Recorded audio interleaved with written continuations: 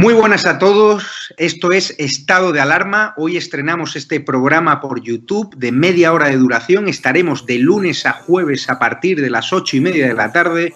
Y este programa nace porque, al igual que tú estás cabreado con ese gobierno central que podría haber hecho mucho más contra el coronavirus, que ya se ha llevado cerca de 3.500 personas por delante, ese gobierno que nos mintió, que nos dijo que solo iba a haber un contagio y que podría haber actuado antes, viendo la que estaba cayendo con la pandemia tanto en China como en Italia, pues hemos decidido montar esta plataforma de libre expresión ante los intentos del gobierno central de usar ahora los minutos de televisión pública que acaparan para lanzarnos desinformación y propaganda. Por eso desde aquí vamos a desmontar sus mentiras, vamos a daros la verdad y vamos a apoyar a los profesionales sanitarios, a las fuerzas y cuerpos de seguridad del Estado y a esa población civil que vive confinada, que vive aislada y harta de ver al vicepresidente del gobierno saltándose la cuarentena hasta en 3 ocasiones.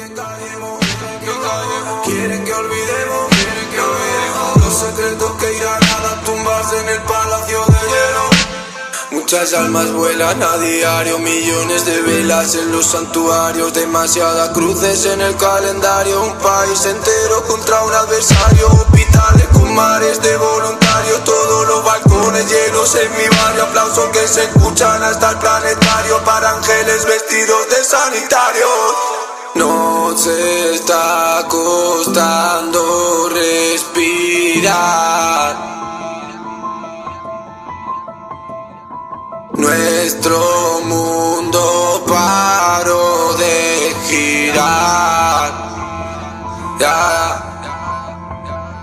Ellos no nos cuentan la verdad.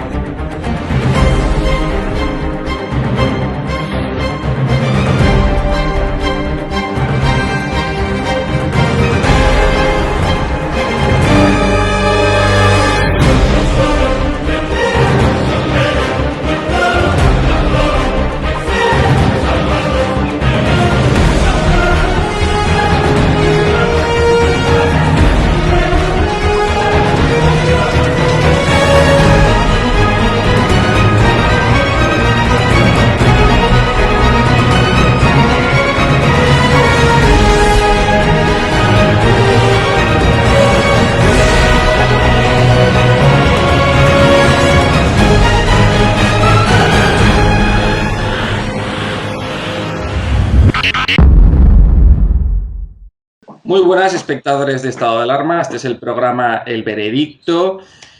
Como todas las semanas vamos a comentar pues, los temas más importantes, de mayor actualidad, que interesen más a la sociedad y a la nación española, siempre en clave jurídica y siempre acompañados de tres grandes invitados, de tres grandes juristas, que, bueno, hoy tenemos a Agustín Martínez, como todas las semanas, que ya es un habitual de nuestro programa. Agustín es abogado penalista, un especialista muy gran especialista en penal.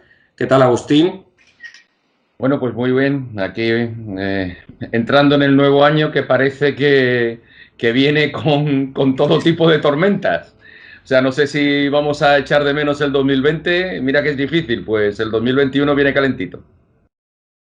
Y tenemos con nosotros a Fernando de Rosa Torner, que también es otro habitual ya de nuestro programa jurídico. Fernando es senador del Partido Popular por Valencia y magistrado de la Audiencia Provincial de Valencia. ¿Qué tal, Fernando? Pues muy bien, Rodrigo, Agustín, pues una alegría veros y como decía Agustín, pues con un año que empieza a ser preocupante. También vamos a tener en nuestro programa a Cándido Conde Pumpido, que ya lo conoceréis de otros programas anteriores. Hace tiempo que no lo tenemos en el programa. Se va a incorporar un poquito más tarde. Cándido Conde Pumpido, lo recordaréis que es un abogado también penalista, es un muy buen abogado penalista y es el hijo del famoso fiscal general del Estado, Cándido Conde Pumpido. Entonces lo tendremos también en el programa, que se va a incorporar ahora en unos minutos. Pero antes de empezar, antes de nada, vamos a hacer un resumen de los temas de los que vamos a hablar hoy. En primer lugar, pues vamos a comentar qué recorrido pues, penal o judicial tiene el hecho de rodear las cámaras legislativas de los países, como ha pasado, por ejemplo, en Estados Unidos, no solamente a rodear, sino también a asaltar una cámara legislativa, como por ejemplo es el Capitolio en Estados Unidos, o rodear, por ejemplo, el Congreso de los Diputados en España. Pues, ¿qué consecuencias puede tener eso?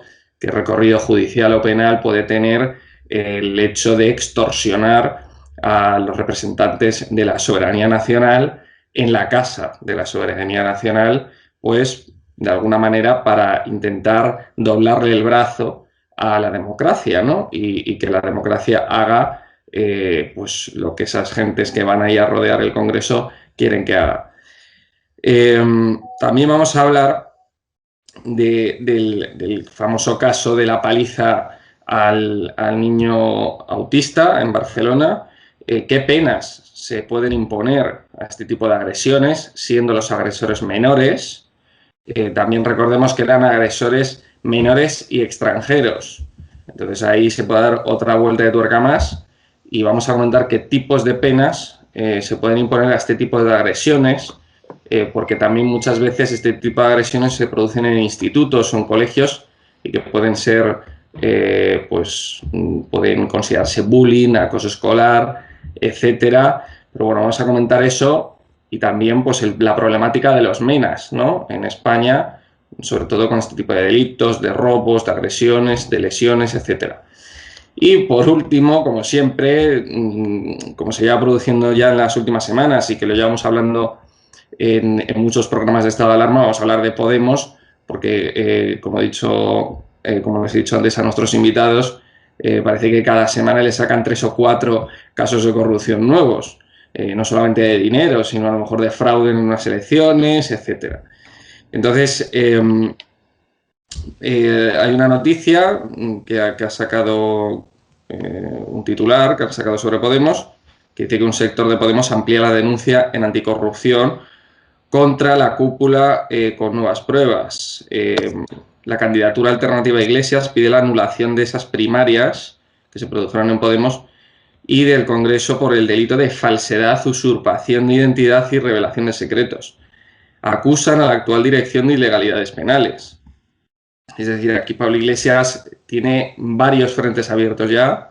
Se está viendo ya muchos frentes abiertos en causas penales. le vienen por todos los lados. Así que vamos a hablar de estos tres temas. Quiero empezar a hablar sobre el tema de estos rodea al Congreso, estos asaltos a las cámaras legislativas, estas extorsiones que se producen muchas veces. Pues la mayoría de las veces, por lo menos aquí en España, se producían por gentes de extrema izquierda que no representaban ni mucho menos la voluntad popular. Entonces, quería empezar por Agustín. Agustín. Bueno, evidentemente estamos todos de acuerdo que las imágenes son absolutamente deplorables porque estamos hablando del poder popular, estamos hablando de los miembros electos y claro, produce un cierto espasmo ese tipo de imágenes que nunca pensaríamos que se hubiesen producido en un país como los Estados Unidos. En el fondo, no cabe más que la condena y es ridículo cualquier tipo de paños calientes pretendiendo justificar absolutamente nada porque nada de eso tiene justificación. Lo que a mí sí me interesaría plantear es el doble discurso o la doble vara de medir en relación a todo este tipo de actos. Y el por qué es porque cuando este tipo de actos se producen por parte de lo que se califica extrema derecha o fenómenos radicales de derecha, bueno, pues está muy claro. Es un intento de subversión de los mecanismos institucionales y es frente a la democracia, lucha antifascista. Hasta ahí muy bien. Pero claro, cuando eso lo lleva a cabo grupos de extrema izquierda, se habla de violencia legítima y de acción rupturista. Claro, no se pueden tener dobles discursos, no se puede tener doble vara de medir. Y es que parece que lo que ha ocurrido en Estados Unidos nunca había ocurrido en ninguna otra parte y es algo como especialmente escandaloso. Y no es así, porque también ha ocurrido en otros sitios. Y también ha ocurrido en otros sitios jaleado por colectivos que ahora se rasgan las vestiduras como si lo que ha pasado en el Capitolio fuera el peor de lo peor de lo peor. Y habría que recordarle al señor Iglesias, por ejemplo, a Podemos y a los grupos de extrema izquierda, y de izquierda incluso, que en el julio del 2017 simpatizantes del gobierno de Maduro entraron en la Asamblea Nacional golpeando a los miembros de la Asamblea. Y nadie dijo nada. Y más allá de ser una charlotada llevada a cabo en Sudamérica, que produce así como, bueno, en Sudamérica son muy golpistas, bueno, pues se produce como una especie de noticia más. Pero es el asalto de una asamblea y de unos parlamentarios legítimamente elegidos. Eso sí, en este caso eran de un grupo de izquierdas. Y bueno, me sorprendía la señora Arrimadas el otro día diciendo que, bueno, que nada tiene que ver lo que pasó en Estados Unidos con lo que pasó en Madrid y lo que pasó en Barcelona. Y claro, nada tiene que ver porque en este caso las fuerzas de orden actuaron de forma suficientemente expeditiva como para impedir que los manifestantes entraran dentro del Parlamento. ¿Alguien cree realmente que si no hubiera habido fuerzas antidisturbios desplegadas en el Parlamento de Madrid o en el Parlamento de Barcelona, no hubieran entrado, hubieran hecho exactamente lo mismo? ¿Alguien de verdad lo cree? Me produce cuando menos una extrañeza notable declaraciones de ese tipo, porque al fin y al cabo lo que se trata es de atacar a la representación del Parlamento, y eso es muy grave. Fernando, bueno, ¿qué crees qué delitos se están cometiendo o qué delitos se pueden estar cometiendo cuando se asalta un Parlamento? Bueno, el propio Código Penal te define en los 492 y siguientes del Código Penal, te define cualquier ataque a las instituciones del Estado y en este caso habla expresamente de cuando se invadieran con fuerza y violencia e intimidación en la sede del Congreso de los Diputados, del Senado, una Asamblea Legislativa, comunidad autónoma, se están reunidos. Es decir, que el propio Código Penal español tipifica con una pena de hasta de 3 a 5 años el hecho en sí mismo de la invasión. Pero también quiero poner de manifiesto que en el discurso que hizo el presidente ya electo, Biden, habló de sedición.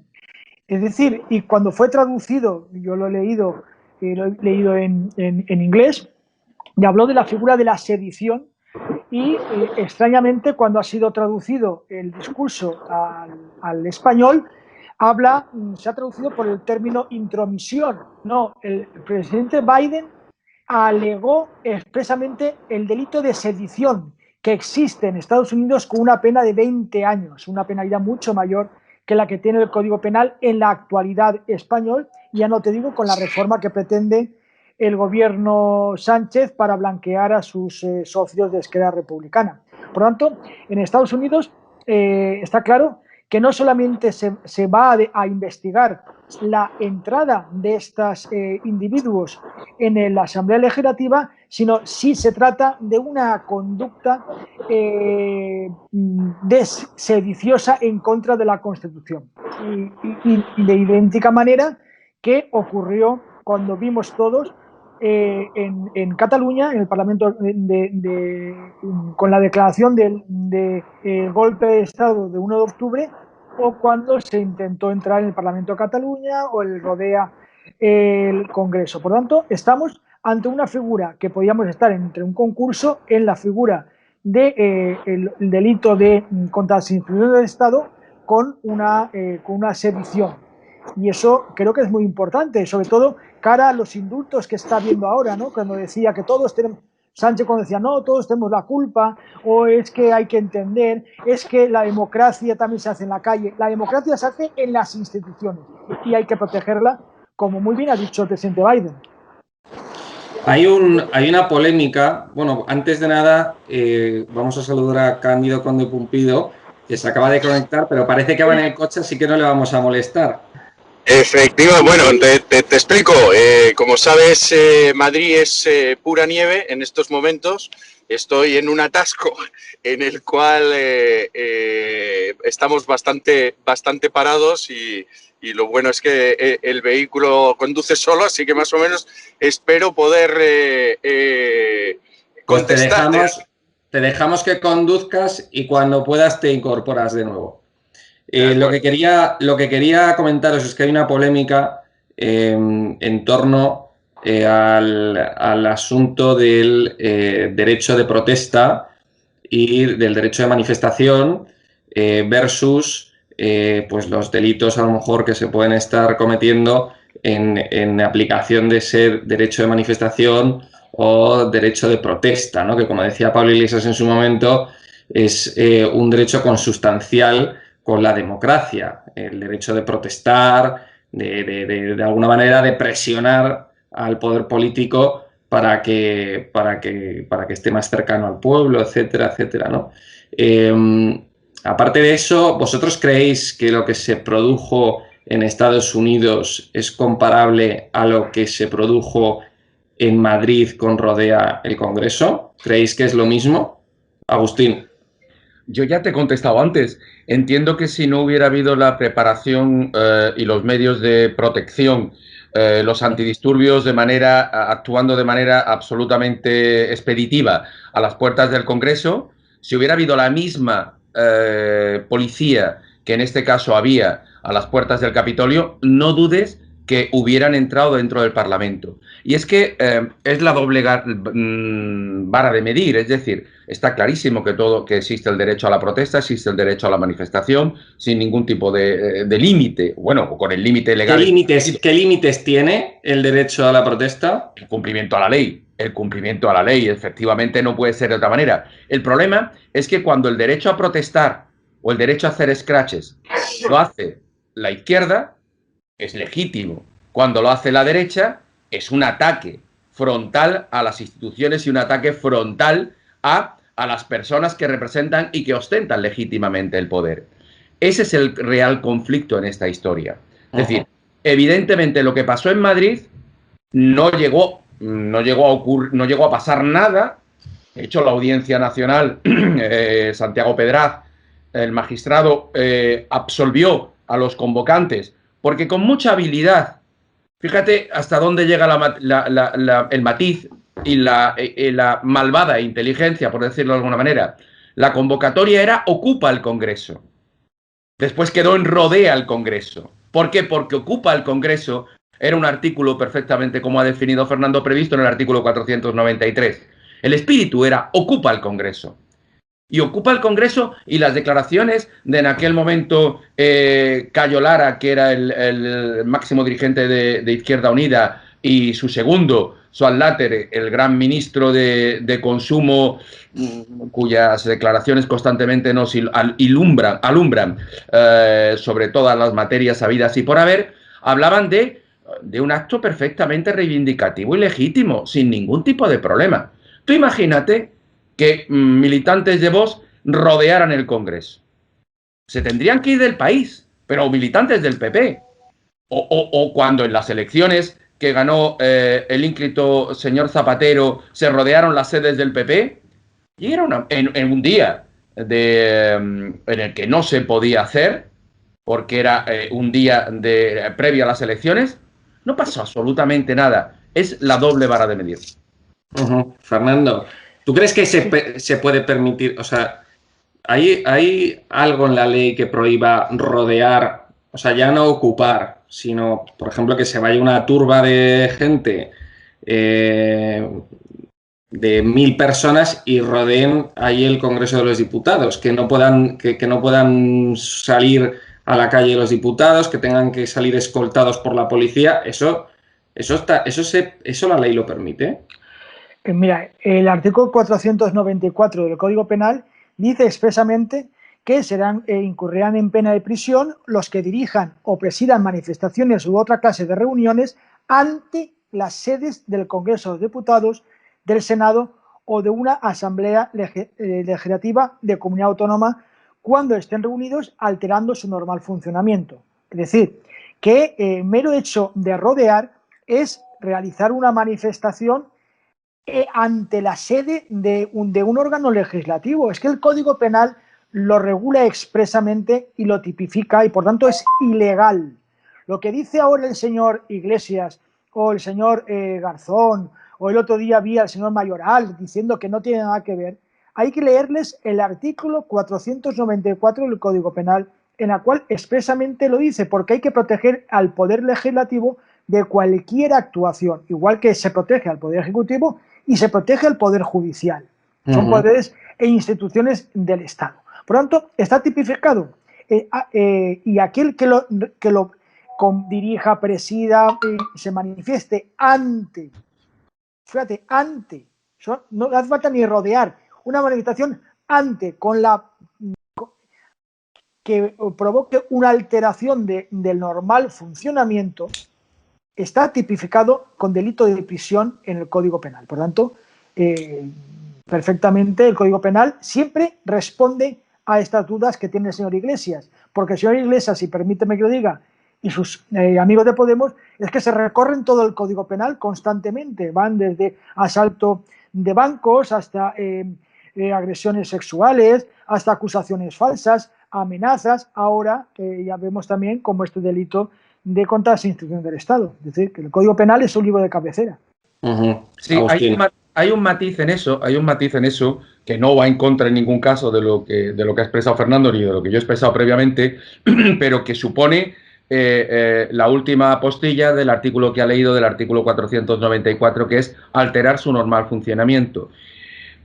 Santiago Pedraz entendió que no suponía la alteración normal del funcionamiento del Congreso el hecho de manifestarse a una distancia suficiente como para que el Congreso pudiera seguir actuando normalmente. Quizás, y permítaseme la expresión, en una interpretación absolutamente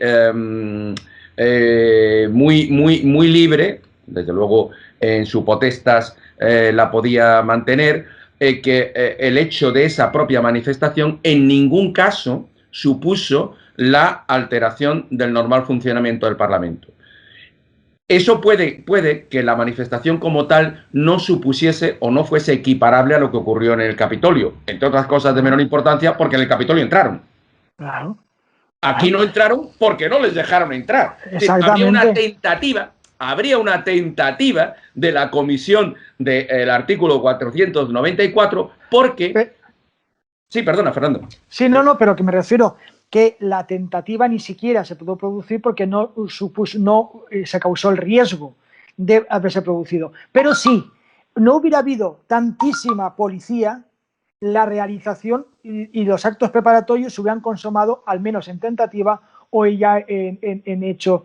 Pero no ocurrió porque, y se quedó en los prolegómenos, porque hubo una actuación policial eficaz, lo cual no ocurrió en Estados Unidos o ocurrió en otros lados. Pero fíjate, como tenemos un ejemplo claro en España, como fue el asalto al Parlamento de Cataluña, en el cual allí se vieron desbordados todas las fuerzas y cuerpos de seguridad, y los diputados o los diputados en Cortes tuvieron que salir en helicóptero. Acordado el hecho de que Artur Mas tuvo que salir en helicóptero. Ahí sí que hubo que se consumó el delito. Estoy de acuerdo contigo, Agustín, en que faltó esa alteración del normal funcionamiento, aunque bueno, ahí es interpretable, y yo creo que respetando absolutamente las resoluciones judiciales, porque en mi caso y en el de todos no puede ser de otra manera, una actuación de ese tipo presionando a un Parlamento,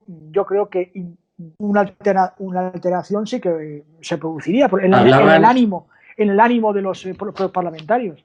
Claro, pero bueno. ahí la cuestión es, como perfectamente ha dicho, de diferenciar dos actos, el acto de Cataluña, el acto de Barcelona, el Parlamento y el acto de Madrid, pero es que las resoluciones judiciales fueron diferentes, porque efectivamente en Barcelona sí se alteró el normal funcionamiento y la consecuencia fue una sentencia del Tribunal Supremo del 2015 en el cual efectivamente se les condena, porque evidentemente había un acto que alteró de manera sustancial. En Madrid no ocurrió eso. En Madrid se celebró el acto y lo que hubo fue la presión mediática. Insisto, yo sí hablaría ahí de la posibilidad de la tentativa porque fue cortada de manera radical por las fuerzas de orden público. Porque a veces uno piensa si a veces es mejor que estalle todo en el sentido de que se vea claramente cuál es el objetivo y haber permitido que una parte o que alguien hubiera, digamos que haber visto realmente cuál era la realidad del objetivo de lo que estaban pretendiendo hacer. Las organizaciones que lo planteaban son de un reconocidísimo y una solvencia y de una agrupación de personas brutal. Plataforma en Pie, Democracia Real Ya y el movimiento 15M, que después se convierte en Podemos. Quizás es el que tenía más trascendencia, pero no tenía ningún tipo de estructura. Eran simplemente salgamos a la calle y, claro, organizadamente. ¿Y quién organiza todo eso? Pues movimientos que realmente sí tienen una trascendencia política. Yo eché en falta en el tema de Madrid que no hubiera habido más continuación con ese procedimiento, porque da pie a pensar, insisto, la impunidad que puede tener cuando gobiernan determinadas fuerzas políticas, los ataques frontales, ya lo hemos dicho en alguna ocasión en este programa, yo no quiero ni pensar en qué país estaríamos hoy si durante el 2020 hubiera gobernado Mariano Rajoy y el PP. Los disturbios serían estratosféricos. Viviríamos en una sociedad anárquica, porque con la cantidad de absoluto desprecio a la verdad y a la sociedad que estamos teniendo en la actualidad, esto se hubiese producido ni aproximadamente con un gobierno del Partido Popular, esto hubiera sido un escándalo de proporciones bíblicas. Y no está pasando nada. Entonces, claro, eso te da pie a pensar que la trascendencia de todo esto la da eso, el buenismo ideológico que muchas veces hemos hablado. Hablaban con el tema del Capitolio de golpe de Estado. Entonces vosotros hablabais que, claro, que había que alterar el normal funcionamiento, ¿no?, de las instituciones y demás. O sea, que tiene que haber, por ejemplo, en el tema de Madrid... Golpe de Estado no lo da un tío con 2 cuernos y una chiva. Igual no. Llamémosle de otra manera, igual no. Bueno, hablaban de eso, ¿no? Entonces, las protestas que se produjeron aquí en España, pues a lo mejor sí que tenían una intención de subvertir el orden constitucional, de alterar el buen funcionamiento del Parlamento, de cambiar a su gusto la soberanía nacional, ¿no? Porque al fin y al cabo el objetivo de de rodear el Congreso es doblarle el brazo a los políticos y, como decía Agustín, yo os recuerdo también que hubo un dispositivo policial de 1.500 antidisturbios para que no accediesen al Congreso de los Diputados en una de las protestas de estas de rodear el Congreso, y que gracias a estos antidisturbios no entraron, porque si no llegan a estar estos policías, entrar en el Congreso a muerte, vamos. O sea, que tendrían que haber salido escoltados los diputados, pero corriendo a los coches. Entonces, hubiese pasado algo parecido a lo mejor a lo que pasó en el Capitolio. Entonces, a lo mejor, ¿no creéis que hay una intención en todas estas protestas de que se pueda considerar a lo mejor golpe de Estado o algo parecido? Bueno, la cuestión jurídica ya creo que la hemos visto, tanto Agustín como yo, pues coincidimos en todas esas, que jurídicamente está previsto, está penado y por tanto perfectamente es sancionable. Pero aquí ya entra, Rodrigo, ya en el ámbito político, ¿no? En el ámbito político. Es decir, yo sí que creo que hay un movimiento de populismo que ahora le llamamos populismo, pero que sí que creo que debemos de denominar con la palabra golpista. Es decir, que es que ahora estamos un poco en la tiranía de los términos. Parece que populismo queda un poco más suavizado, pero yo creo que son movimientos golpistas, movimientos antidemocráticos, movimientos subversivos, o sea, movimientos subversivos que son perfectamente condenables. Yo creo que hoy en día ya el debate ya no es, creo que entre izquierda o derecha, sino que hay que verlo en el debate en aquellos movimientos subversivos que están actualmente realizando esa conducta contra los modelos pacíficos de alternancia y de convivencia. Lo hemos visto en Estados Unidos, cuando un discurso inflamó a una serie de personas que llevaron al extremo, pero lo hemos visto en España. Es que nos olvidamos que España lo hemos visto y nos hemos escandalizado con lo que vimos el Día de Reyes en Washington. Pero es que ya no nos acordamos con el apreteu de Torra. No nos escandalizamos cuando los Jordis estaban encima de los coches de la policía gritando a la gente cuando estaban presionando a una comisión judicial en la Consejería de Economía.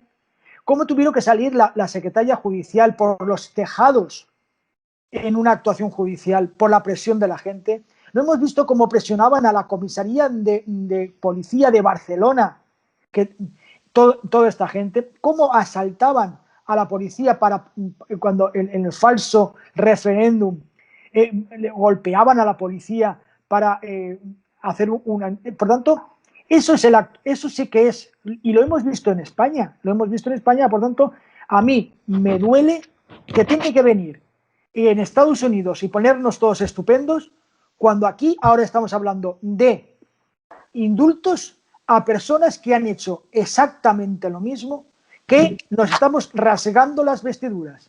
En este caso, gente del entorno independentista y gente del entorno de Podemos, que, como muy bien decía Agustín, Pablo Iglesias era especialista porque se encontró en los movimientos contra la sede del Partido Popular en la víspera de las elecciones de marzo, ¿no? Y por tanto yo creo que lo hemos visto aquí, cómo se mueven estos movimientos populistas, antidemocráticos, subversivos, y lo hemos visto en Estados Unidos, y por tanto es un mal, yo creo, de la época actual. Cándido, bienvenido, ya estás en el despacho. Activa el micro, que no te oigo. ¿Me oyes ahora? Ahora sí. Bien, ya he conseguido llegar, ha sido prácticamente una odisea, es al estilo del Señor de los Anillos, porque no os imagináis el paisaje tan diferente que hay en Madrid hoy comparado con el resto de días, además del tráfico, como habéis podido comprobar. Perdonadme por el retraso, pero ya habéis visto que las inclemencias meteorológicas me han hecho mella.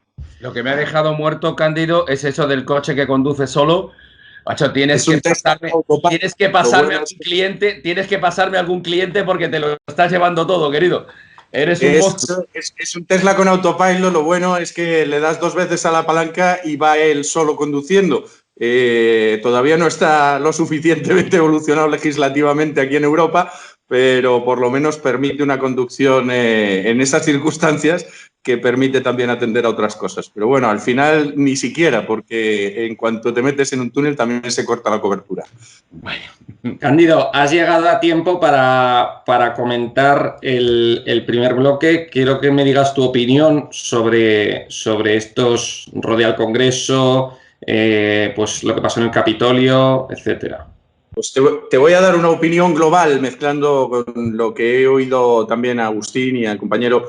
Primero, los hechos que sucedieron el otro día me parece que están precisamente alentados desde el poder. Ese es uno de los mayores riesgos de la utilización del derecho a la manifestación. Es decir, hay un derecho a la manifestación, pero no un derecho a la revolución, no un derecho a la revuelta. Y lo que sucedió, esa invasión del Congreso, entiendo que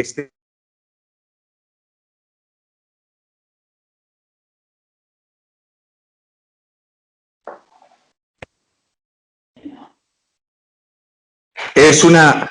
¿Me oís? Sí, sí. Sí, parece que se había cortado. Digo que el hecho mismo de la invasión, el entrar dentro del órgano legislativo, para mí es un golpe de Estado en toda regla.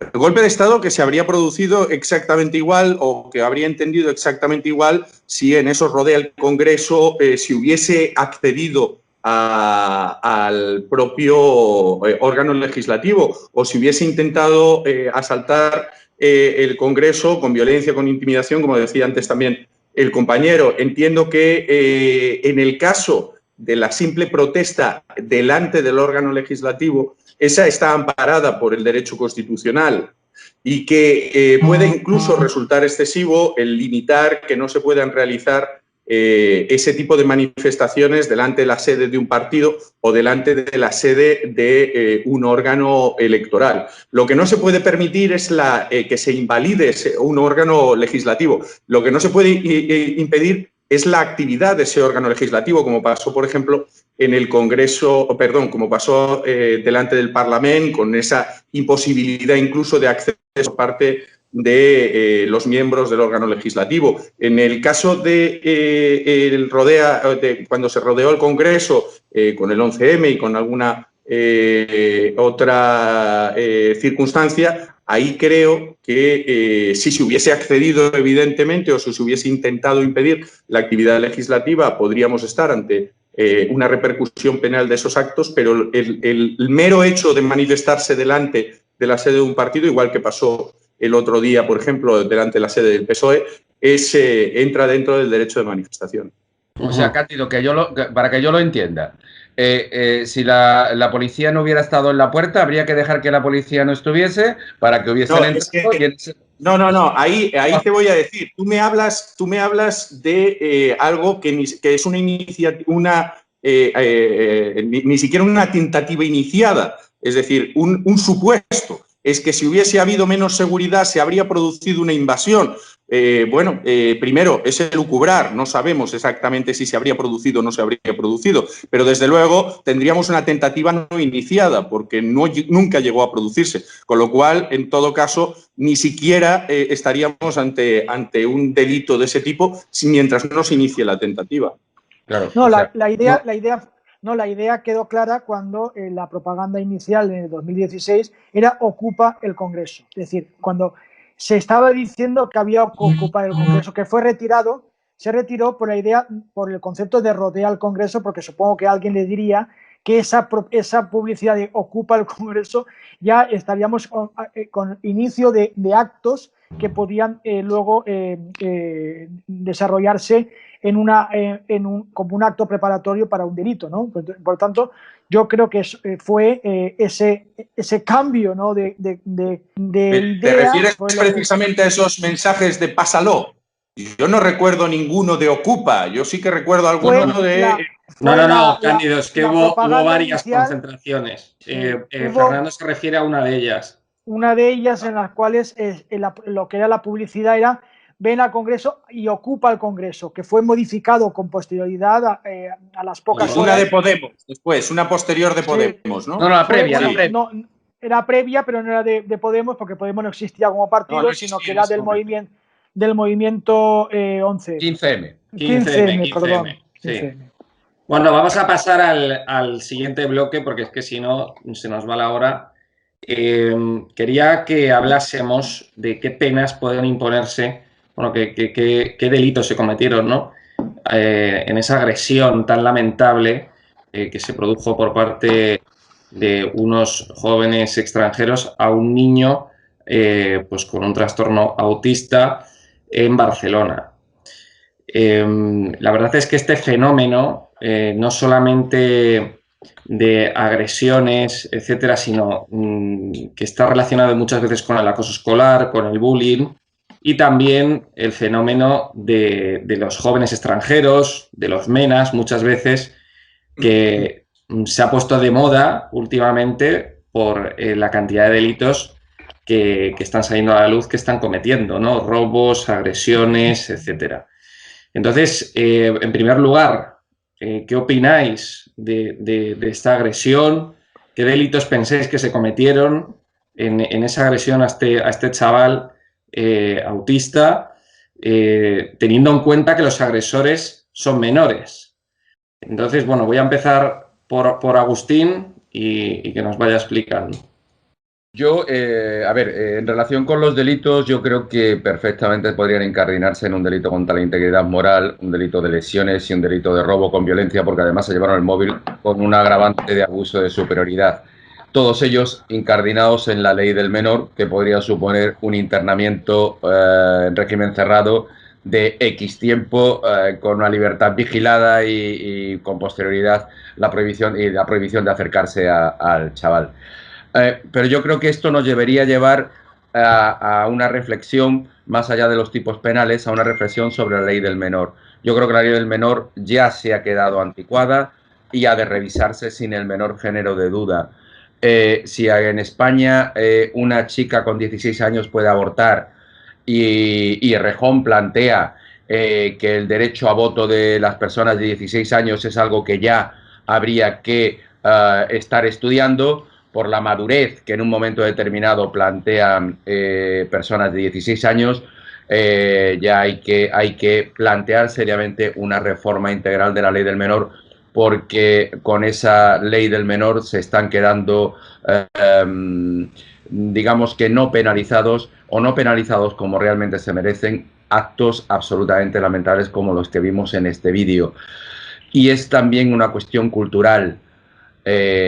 Los salvajes que hacen esto, los salvajes y salvajas, porque también había niñas, es que parece que siempre se habla en masculino para lo malo y en femenino para lo bueno, pues los salvajes y salvajas que atacan a este chaval, pues realmente no sé de verdad qué tipo de educación han recibido, no sé qué padres los cuidan o les exigen un determinado cumplimiento, pero es algo absolutamente deplorable.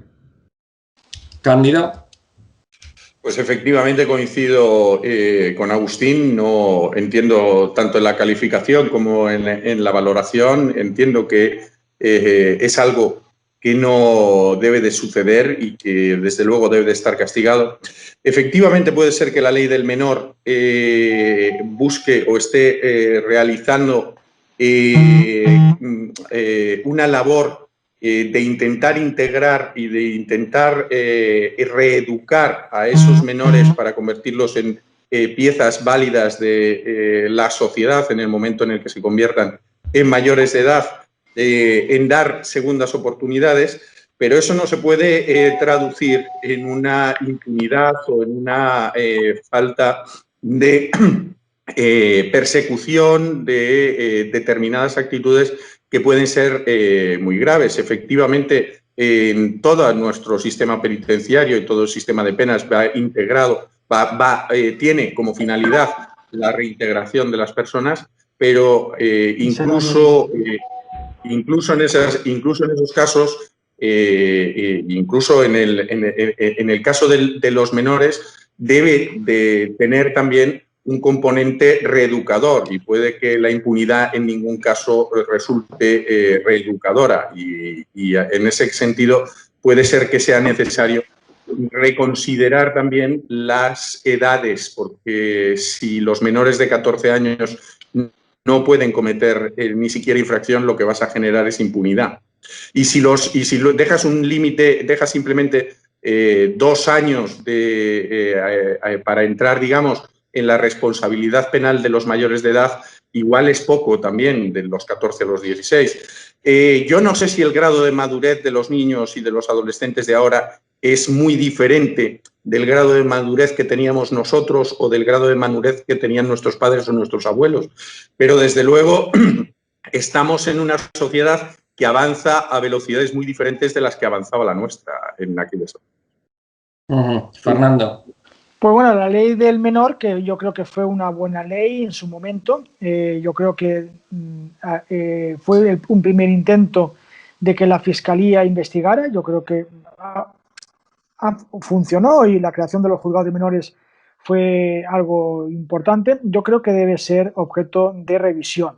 Estamos viendo ahora ante unas nuevas figuras delictivas, una nueva comisión de delitos realizados por menores, en este caso de edad, que dan una mayor complejidad a los tipos penales, ¿no? Hemos visto ahora cómo en el ámbito educativo, en lo que es el bullying, el mobbing, el sexting, es decir, muchos delitos que están ocurriendo en el ámbito del círculo de menores, que deberían ser objeto de una nueva reconsideración en el ámbito de la ley de responsabilidad penal del menor, porque, como muy bien decía Cándido, puede ocurrir que entremos en situaciones de impunidad que no solamente causa una alarma social, sino también va a perjudicar ese ámbito de los menores. Fijaros, si no hubiera sido un menor de edad, el propio artículo 148 del Código Penal determina que una agresión a alguien que puede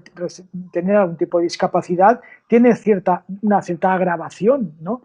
Y es lo que hemos visto en esta conducta. Yo creo que debía ser objeto de debate, qué vamos a hacer con los menores, cómo vamos a realizar esa reeducación que dice la ley de responsabilidad penal del menor, sin olvidar también la posibilidad de establecer la sanción a una conducta que creo que es muy reprobable, como estamos viendo, ¿no? Y sobre todo, fijaros, y introduzco otro matiz, lo que está ocurriendo también en los centros de menores, las agresiones sexuales que hemos visto en Baleares o en la propia Comunidad Valenciana, ¿no? Que es tremendo. Y yo creo que eso debemos ser todos reflexionarlo y dejarlo de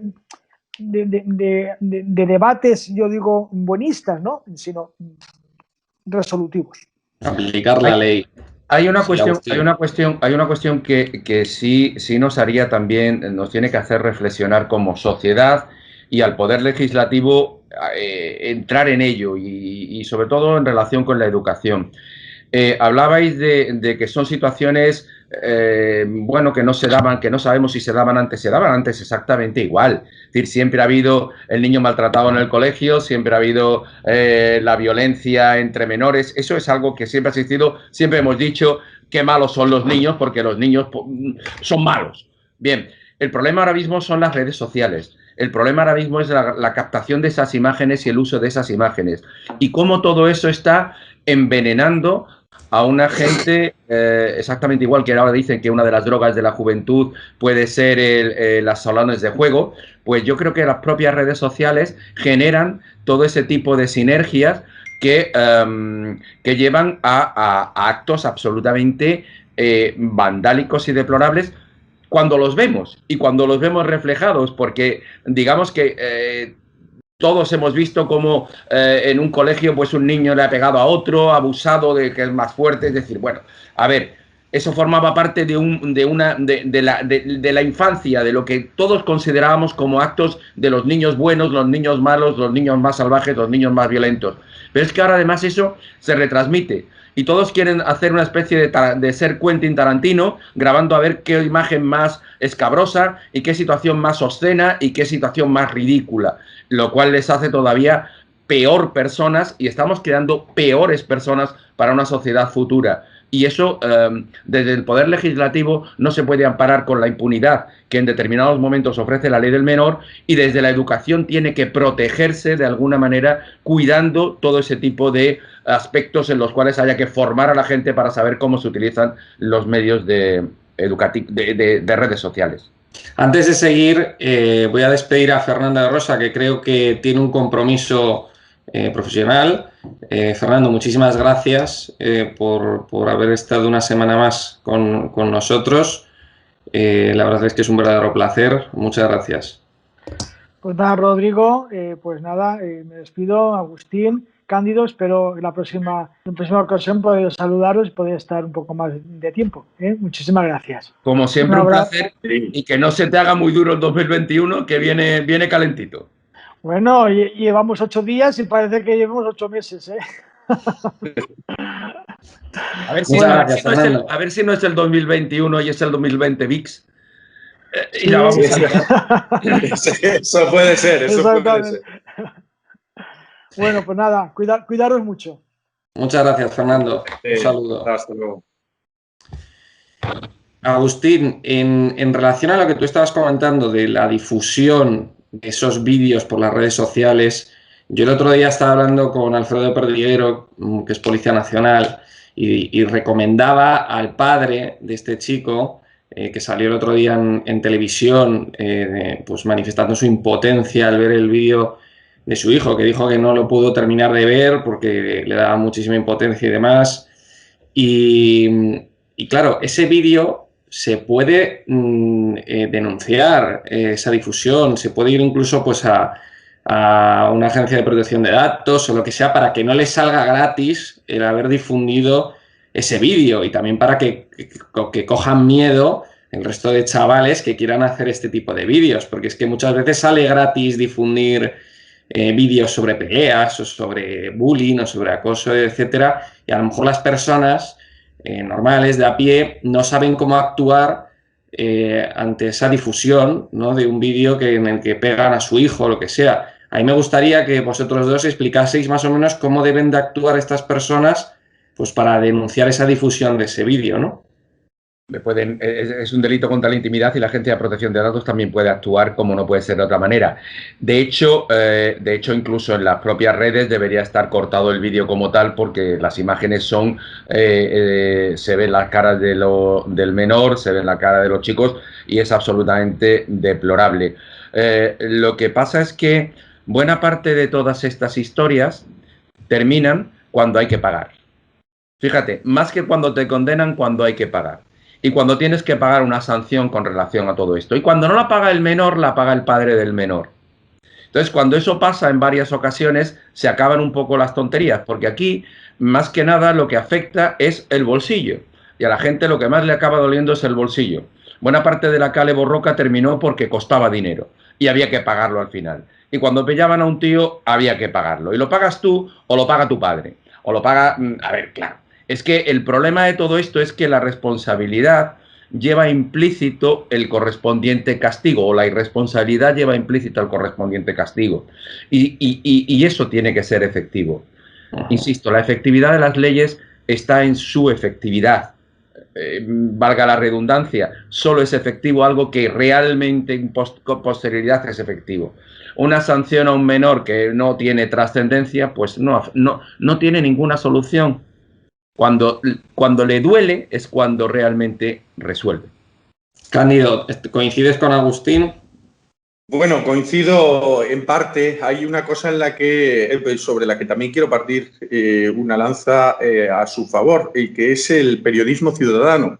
Es decir, muchas veces todas estas agresiones no son captadas por los agresores. A lo mejor pueden ser captadas por alguno de los que forman parte del grupo agresor, y efectivamente ahí estaremos ante una situación donde lo que se produce es una grabación. Encima, además, se intenta ridiculizar públicamente a esa persona agredida o a ese menor en unos ámbitos donde además él no puede controlar a dónde va a llegar eso.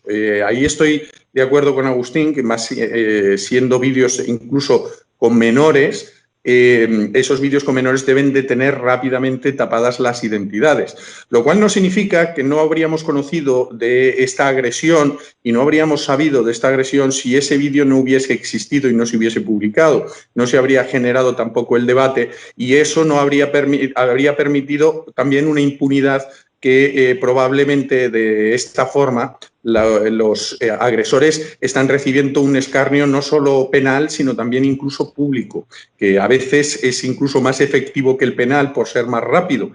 Eso es bueno en el caso de menores. Lo que acabas de decir. En caso de menores, no. Evidentemente, cuando son menores, lo que debe de procederse es a tapar toda la identidad y que eso no pueda trascender. Pero, sin embargo, quiero partir una lanza por el periodismo ciudadano que se inició precisamente con el periodismo meteorológico, que ahora estamos viviendo mucho de todas estas imágenes de dónde está nevando, dónde no está nevando, pero que ha evolucionado y que entiendo que se ha cercenado en una cuestión que creo que es básica, que es en las actuaciones de los cuerpos de seguridad del Estado y que creo que deben de ser sometidos a ese mismo escrutinio público de su actuación cuando su actuación no es buena, protegiendo a lo mejor la identidad del policía o del guardia civil que esté realizando esos actos, sí, pero también que pueda permitirse y que no pueda estar negada la posibilidad de que esos actos sean recogidos y constituyendo delitos sean incluso publicados en redes sociales. Cuidado con el periodismo ciudadano porque a base de periodismo ciudadano acaban creándose la última hora y acaba viendo cosas que son bastante peligrosas. Es decir, el periodismo ciudadano que tú... Bueno, vamos a ver. Por eso te digo. En este programa de estado de alarma nosotros hacemos mucho periodismo de calle y con los móviles, etcétera, que se puede considerar, pues como decís vosotros, periodismo ciudadano. Claro. Un amigo nuestro, un compañero nuestro que es Alvise, muchas veces gente por la calle le manda imágenes o vídeos, etcétera, que luego él publica. Le llaman sus pajaritos, ¿no? Como en Juego de Tronos. Tiene muchos pajaritos esparcidos por España y de repente le saca que si un ministro está comiendo en un restaurante y le pilla comiendo con un empresario de no sé qué y ahí le cazó. Entonces eso antes no existía, pero ahora... En ese sentido, hay menos impunidad. Tienen los de arriba, tienen temor también a todo esto, porque con un simple móvil tú te puedes grabar un vídeo igual de bueno que con una cámara normal o una foto igual de buena, ¿no? Entonces... Es que yo no me refería en este caso, yo entendía lo que Cándido estaba diciendo, que es el periodismo ciudadano, que cualquiera puede captar una imagen que considere que pueda ser un hecho punible. El problema de eso es que lo que no puede hacer, o yo entiendo que no puede hacer, o yo entiendo que hay una cierta carencia de legitimidad, es publicarlo directamente en las redes diciendo aquí está, vomitándolo en las redes y claro, porque cuidado... Pero ¿por qué no puede hacerlo? ¿Por qué no puede hacerlo? No puede hacerlo porque el poder se autoprotege a sí mismo y lo que hace, igual que está pasando ahora en Francia, es establecerte una ley de seguridad ciudadana que impide que tú puedas grabar a esas personas, miembros de cuerpos de seguridad, cometiendo delitos y denunciarlo públicamente. Porque sabes que la denuncia en una comisaría de actos cometidos por policías poco recorrido suele tener. Y además sabemos que los sistemas de protección de esos policías, los sistemas supuestamente de inspección de esos policías, los servicios de inspección que hay en esos cuerpos, a veces son más servicios de protección del cuerpo que proteges al cuerpo diciendo que no se ha cometido ningún delito y de que no se ha cometido ninguna irregularidad. Con lo cual, entiendo que si los sistemas de inspección fallan, los sistemas de denuncia fallan, lo que tienes es la única posibilidad que tiene el ciudadano es la de acudir a la denuncia pública. Y si tú cercenas esa posibilidad mediante leyes que impiden que eso se pueda enseñar, lo único que estás consiguiendo es la impunidad de la policía. Bueno, es por lo que se está ahora en Francia, cuando han seguido nuestro sistema. Se nos acaba el tiempo, tenemos que comentar el último tema rápido, porque ya casi estamos llegando a la hora. Están saliendo últimamente muchas noticias todas las semanas relacionadas con corrupción, de Podemos, con el tema ahora de que se han pues falseado unas primarias en sus elecciones internas en Madrid. Entonces salió el otro día un titular en Voz Populi, en el periódico Voz Populi, que decía que un sector de Podemos amplía la denuncia en anticorrupción contra la cúpula con nuevas pruebas. La candidatura alternativa a Iglesias pide la anulación de las primarias y del Congreso por delito de falsedad, usurpación de identidad y revelación de secretos. Acusan a la actual dirección de ilegalidades penales. Es que estas cosas que están ocurriendo ahora son muy graves. Es que este tema, por ejemplo, de las elecciones suyas, de esas primarias, ya salió desde la semana pasada y lo llevamos siguiendo, y es que es una cosa muy grave, porque es que en España la ley dice que un partido democrático, o sea, un partido que se presenta a las elecciones, tiene que tener una organización interna democrática. O sea, no puede ser de otra manera. Entonces, que estén poniendo así... Llevamos están haciendo durante pucherazos, años, porque es que al fin y al cabo están metiendo pucherazos porque quieren poner a los que ellos quieren, claro. Entonces... Pero llevamos años donde el PP era dedazo tras dedazo. Acabamos de ver el dedazo de Illa. O sea, si nos metemos en que los partidos tienen que tener una designación democrática de sus miembros, no lo cumple ni uno. A lo mejor Ciudadanos es el que más ha podido cumplirlo, o Podemos el que más ha podido cumplirlo, pero históricamente no hemos tenido una designación de candidatos mediante primarias nunca. Y como te digo, ¿dónde están las primarias ganadas por Illa? A ver, pero es que yo creo que esa no es exactamente la cuestión, porque la democracia en un partido no significa necesariamente que sus líderes sean elegidos directamente por las bases. No es necesario, y menos los candidatos. Es decir, los líderes sí pueden ser elegidos por las bases, pero no los candidatos. Los candidatos puede elegirlos el partido y eso no es ir contra la democracia. Diferente es que creas una apariencia de democracia, una apariencia de que las elecciones van a ser libres y te encuentras con que una de las partes dice que tú has falsificado las elecciones, has falsificado los votos. Hombre, en el PSOE te recuerdo que detrás de una columna, cerrado por unas cortinas, en Ferraz aparecieron urnas con votos metidos. Oye, cuidado, el PSOE, eso todavía, doña Susana Díaz anda preguntándose, anda llorando por las esquinas que quién me ha robado a mí las elecciones. A ver cómo te lo explico. Cuidado con eso. Lo que le pasa a Podemos, y yo creo que es algo que es muchas veces entramos en el juego, ya lo he dicho en varias ocasiones. Intentar atacar judicialmente a alguien, a una formación política en este caso, puede tener un efecto boomerang en el momento que las resoluciones judiciales no acompañen todo ese tipo de denuncias. Y es así, porque Podemos se ve muy reforzado muchas veces cuando todo este tipo de denuncias al final se quedan agua de borrajas.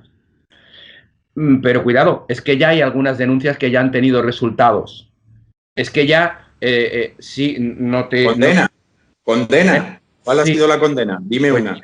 Mira, el señor Echenique ha sido condenado, no es en sentencia firme, por calumnias, pero claro, el señor Echenique, si no me equivoco, es alguien importante en Podemos. Bien, pero es que tú dices, ¿no ha habido condenas? Verás, es que resulta que al abogado, a nuestro compañero, lo despiden acusándolo de un delito de acoso sexual.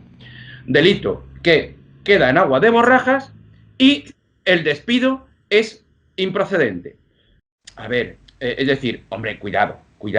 Esas cosas... Improcedente, que no nulo, ¿eh? Bueno, claro, pero improcedente, perfecto. Pero hay una denuncia por acoso sexual que deriva en falsa. Oiga, cuidado, porque eso es lo que realmente va a afectar. Yo me niego muchas veces a hacer el panegírico de la investigación. Está muy bien, usted está siendo investigado. Perfecto, ¿y eso? Pues exactamente igual que si no lo estuviese. Hasta ahí bien. Pero que ya están teniendo reveses judiciales. Claro, eso sí, cuando tienen reveses judiciales la culpa siempre suele ser de los jueces.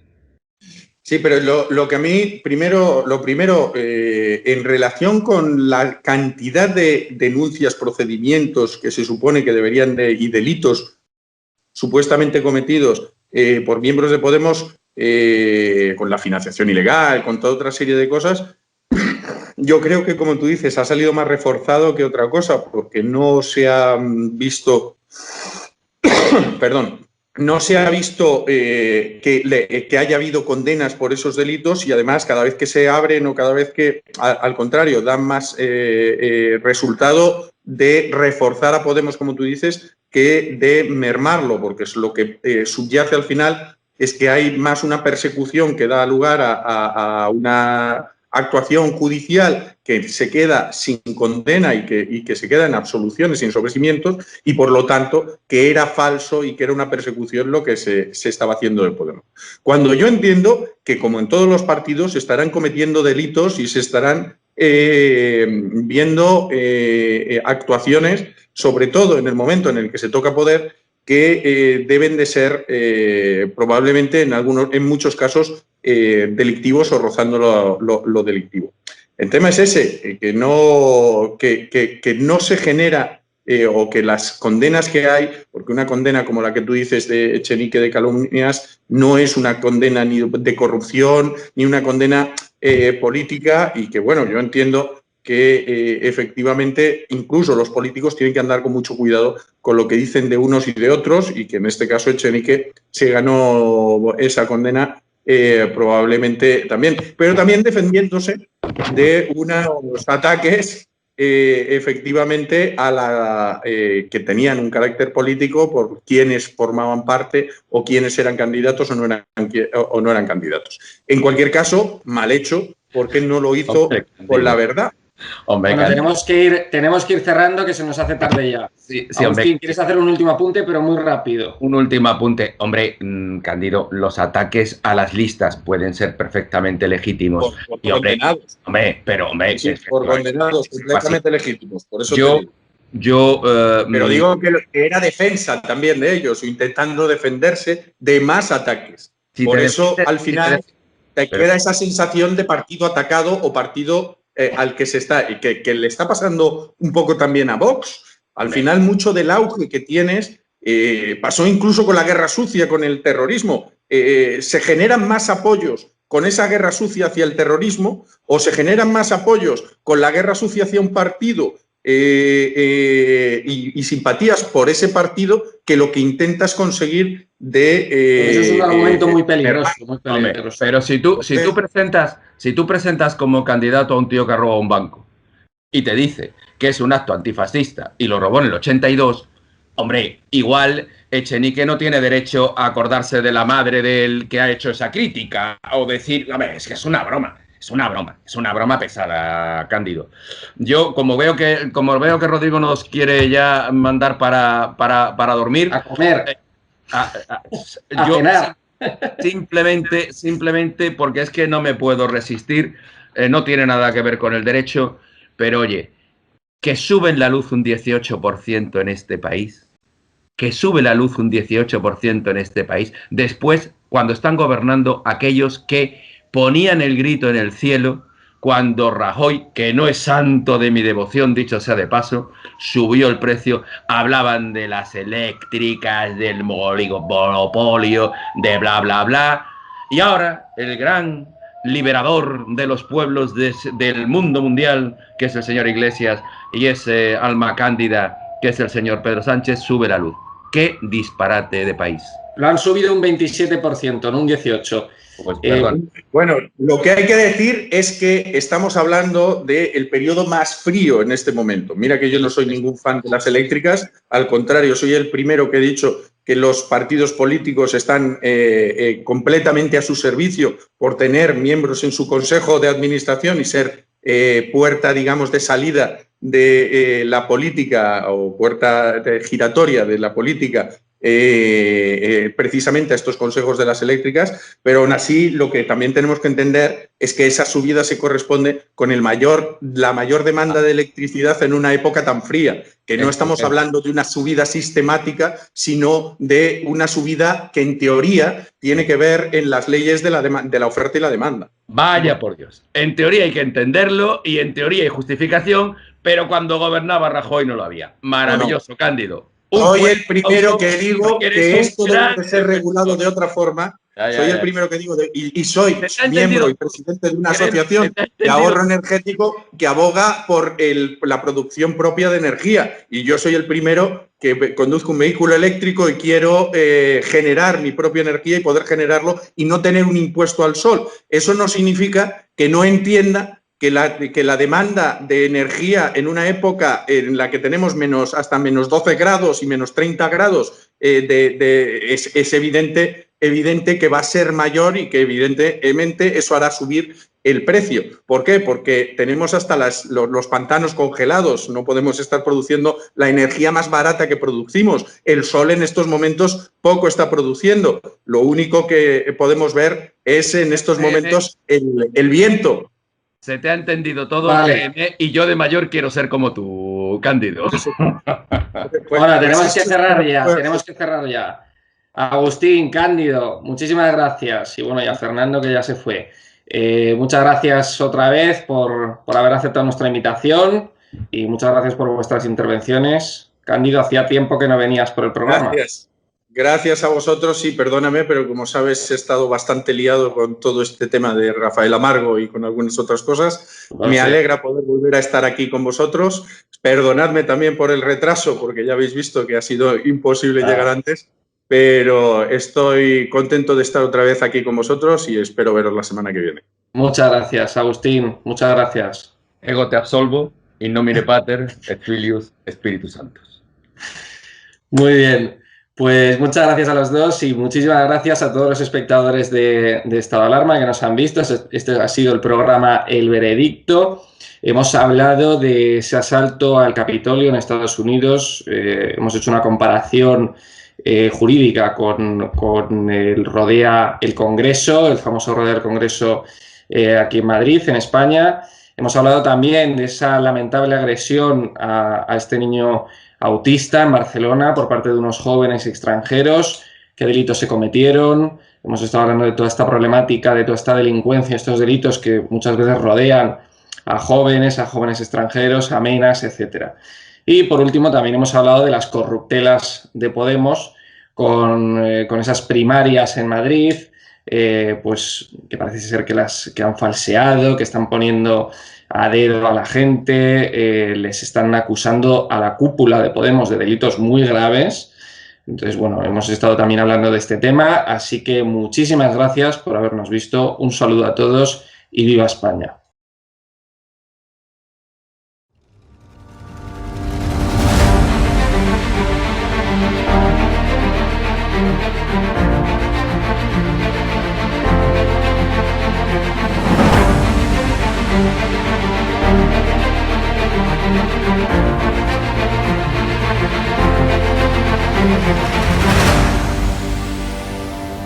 De hecho, hay un conocido periodista con un canal en YouTube que los programas sobre Galapagar eran día sí, día también.